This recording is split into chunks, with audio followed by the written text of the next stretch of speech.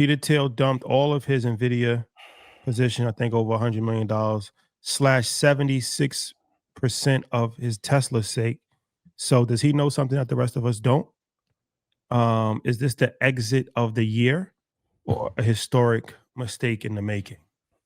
Whenever, and this goes back to the Burry Point, SoftBank, when these headlines come about, there's two questions you have to ask. When did they initially invest into the equity or asset? Mhm. And then two, what was the reason they're looking to get out? Now, the $1 million question everyone wants to know, my full thoughts on Peter Thiel. I'm gonna talk about the stock club Saturday, but this does remind me somewhat of 2022 when Chamath, Bezos, Zuckerberg, everyone was clearing house. There's a reason why. I want to be very clear because like Nvidia is like one of my core legacy picks. The days of 100 and 200% gains on Nvidia are gone for probably the next 2 or 3 years. You're not going to get 200% year-over-year return. Are you still going to get incredibly high return? For sure. But if you don't know the reason, because Peter ran a macro fund for a while, left, took over government, read his book 0 to 1. His whole plan is in there. It's not as black and white as what he sells, so I should sell. You can argue Tesla's doing better than ever, given this year's climate and what he went through. Tesla's doing pretty strong. Nvidia is a company that's going to lead America into like this AI revolution and sustain the GDP of America for the next 5 or 6 years. So I don't think that's a signal to get out.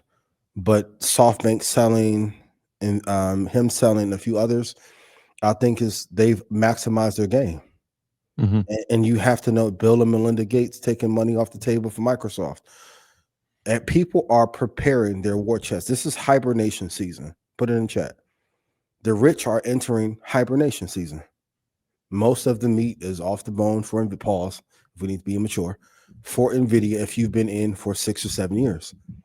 So if you're up 2,000 or 3,000%, it doesn't make sense to hold for another 1,000% just to be able to brag in Abu Dhabi or Dubai how we did. And I know I heard one of y'all was upset about that. You supposed to be our friend. Don't do that. Don't do that to us. Don't please. do that. Don't do that. Yeah. I want to break that SoftBank down for a second, if I could, because when the headline broke, it was like, oh my gosh, SoftBank liquidated their position in Nvidia, which sounds like alarming on the surface, but when you pull back the layers, you realize that this is part of that circular rotation of money that we're talking about. Well, they sold their stake because they needed money to help build out their infrastructure. In their deal with Oracle and OpenAI. Well, inside of that infrastructure, guess where they're going to spend their money? Back with Nvidia to get chips, right? And so it sounds alarming, but really it's just going back into that circular rotation. The Peter Thiel thing is interesting because he is a tech-heavy guy. And when you see tech-heavy guys pull out of tech companies, yeah, it does raise a flag. But like I think what you said is important. Understanding that when you take a profit, that's not like something you should be upset about. Like you're making profit, right? You don't lose by taking profit. The other part is I actually looked up when they entered the position. The first public filing for his firm was of Nvidia stake was in Q4 of last year. Now that means he could have gotten it in Q3 of last year when the average price was about 117, or it was in Q4 where the average price was 135 to 140. Either way, you're up $50 to $60 when you have over 500,000 shares. You've made profit. They've taken profit. You've won. You've won the game. Now, I would be worried if he exited out of his Palantir position. Now, that would terrify me. He didn't do that. Right. I mean, he has ties to that company. So, I mean, people are positioning themselves to have what I think is the most important thing in any environment, and that's having reserves, right? Like you can't, right? The next report will be, and you probably won't see it, is if he enters the position again at some point in the near future, right? By the time we hear about it, it'll be a quarter or two after they've actually done it. So does it raise a flag? Yeah. Does it mean you should sell off your Nvidia position? I'm not. I still believe in it. I still think it's going to lead the U.S. economy for sure for the next 2 or 3 years, have the largest market cap. Or, even price targets have been raised to 250, 230 ahead of earnings, even though it pulled back today. So I'm watching the raise flag. I'm studying the raise flag, but I'm still staying strong in my position. This is also just goes back to my point about Bitcoin. Tell me more. You cooking tonight, my boy. You like this is like all right, the average person. But okay, this is something that when we haven't mentioned here. Peter Thiel has a high level government access. Mm-hmm. He's privy to information that none of us are privy to. He is the government. He the program. Literally. Perhaps. His protege is the vice president of the United States. And he has a very close relationship with the administration. Mm-hmm. So he knows the economic headwinds. Mm-hmm. He knows data. He knows job reports. He knows what's coming down the tunnel 6 months, 12 months in advance. Nvidia, once again, it's like Bitcoin. Everybody thinks that Nvidia is going to go up over the course of time. I don't think anybody thinks that Nvidia is just going to fall off a cliff. It's the biggest company in the world. What, short term?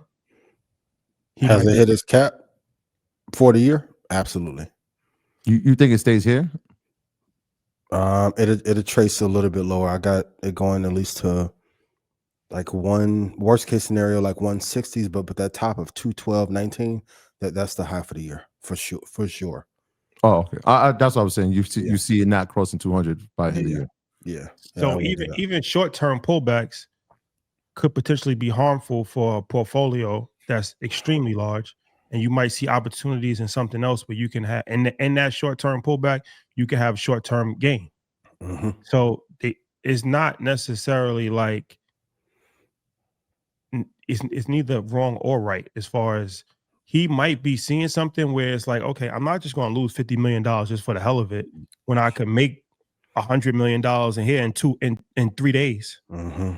By doing this, I'm gonna move this position, you can move back. They're moving their money around a lot. Mm-hmm. And that's the same thing with Bitcoin.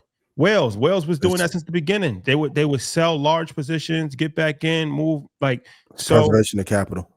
Yeah, that's why I said the reserves is the most important thing. Yeah, because it allows you the luxury and the privilege to say, all right, I see an opportunity. I'm going to make an opportunity happen for myself. That's happened. I mean, that's happened to me a bunch of times where it's like, I'm like, do I have to sell something to create reserves? Or is something about to expire where I'm going to have reserves? Yeah. Like early on, I'm like, just have reserves, right? Because you don't want to sell out of something and say, oh, I'm going to miss an opportunity. Just have the reserves in the event that the opportunity presents itself.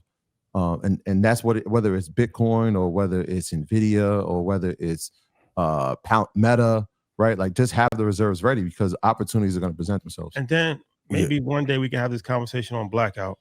But at some point, we have to be honest with the audience. About there's a stock game that's being played. That's a different game. Tell me more. Would you like to have the conversation on here or blackout?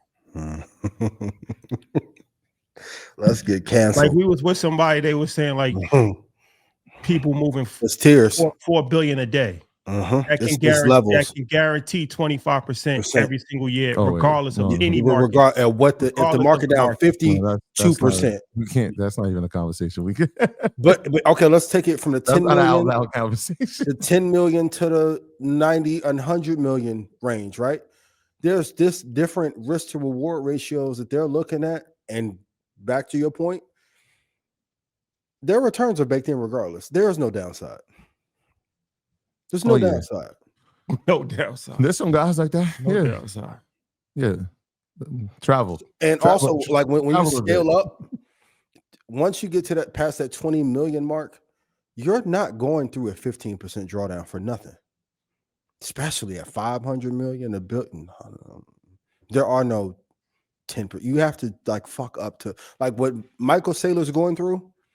That's bad pricing. He didn't have to go through that though. He don't want to play the game that you got to play to get that. So I respect it.